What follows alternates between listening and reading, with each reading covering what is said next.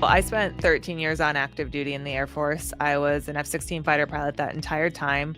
The Thunderbirds was just a 3-year period of that, but it was the end of my career. So the most recent flying that I did before I left. And obviously the flying that's most well known publicly, that got me in front of the most people, that helped create a platform for the speaking and writing that I do now.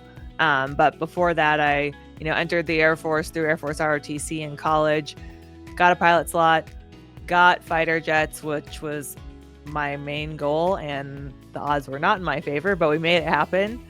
And then I spent 2 full assignments of about 3 years each, so about 6 years flying the F-16 in kind of a combat environment. So deploying to Afghanistan, living in Japan, living in Texas, just being very tactical, mission focused before I decided to apply to the Thunderbirds and do a mission where the flying is just as challenging, if not more so challenging, but the mission is very much focused on, outward public messaging. So you're recruiting, you're trying to inspire the country. And so it was just a completely different mission than I had been doing, but turned out that there were parts of it that I absolutely loved and wanted to keep doing after I left. I always open with either a 30 or a 45-minute keynote because I think giving them the context and the backstory, and then again being really vulnerable and authentic on stage, makes the audience feel like they are safe to show up in that same way. And so that is like how I open every workshop, is even if it's just a smaller group of people, I'll do, a more toned down 30-minute keynote to really set the stage. But then going to war with your inner critic, I thought about those moments where I let self-doubt really get in my way and the things I was thinking at those different times. I started to talk about some of my other friends that have, are high performers, but also have shared with me that they've doubted themselves and gotten their own ways. And we all realized that we have this negative inner voice, and we started to talk about the attributes of it. And so going to war with your inner critic, they're split into small groups, and there's some exercises that I run them through, and people really reflect on what their negative inner voice sounds like, looks like when it chimes in, and I have them describe that or actually draw it. And it's been really, really helpful for people because it allows them to recognize it when it shows up in their thought patterns. And it also allows them to recognize where it comes from. And so for me, mine was an older, more experienced male fighter pilot. Kind of like if someone looked up fighter pilot in the dictionary, what you would envision. It wasn't one specific person, but it was this expectation of what society imagined as the ideal fighter pilot, which for obvious reasons, I will never meet that standard. And I realized, going to the Thunderbirds and starting to be more public facing and less tactical, because that inner critic for me was like the best at tactics in the aircraft ever, because that is put on such a pedestal in our community. That's, the ideal execution is that person that's just so tactically good in the aircraft. In my keynote, everyone hears how I earned my call sign. And fighter pilot call signs, they always generally they sound cool, not always, but most of the time they sound cool, like mace. Sounds like I pepper sprayed someone, or maybe it's like that medieval spiked weapon. I don't know, it sounds kind of badass. But most of our call signs are given to us by our first combat squadron, and they're based on a mistake that you made. So some dumb thing you did as a young pilot, which all of us do those things because we're just not good at our jobs yet.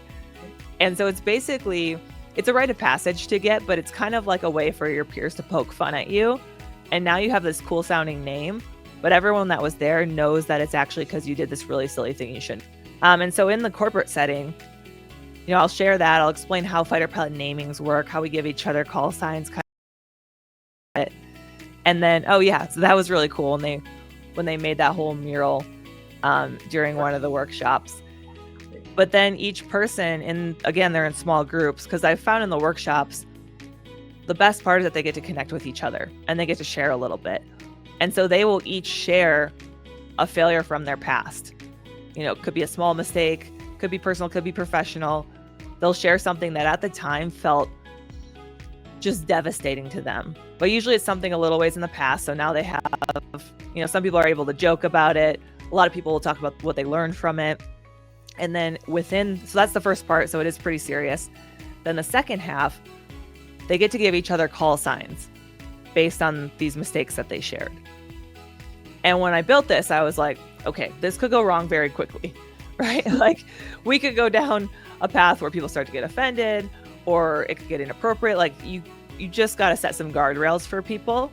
Mm-hmm. But as I started to do the workshop and, frame it with my own experience and my own call sign story, and really give them the goal that the whole entire idea around doing this workshop is to create a culture in your organization where we recognize that failure is going to happen, mistakes are going to happen, we're human, but that we have psychological safety to openly talk about them, to accept that we can't change it because it's already done, and to take as a group anything we can to learn from those missteps, and to take away kind of the shame and embarrassment that goes with them, and really create this culture where we look at them as learning opportunities to make the entire organization better.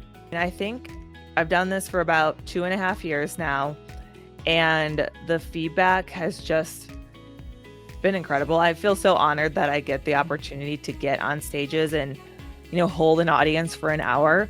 And I know that people that are planning the events, the meeting planners, and organizers, you only have this group of people, and there's a lot of money spent to bring hundreds or thousands of people across the country to one location. Mm-hmm. And you might only have them for 24 hours or 48 hours.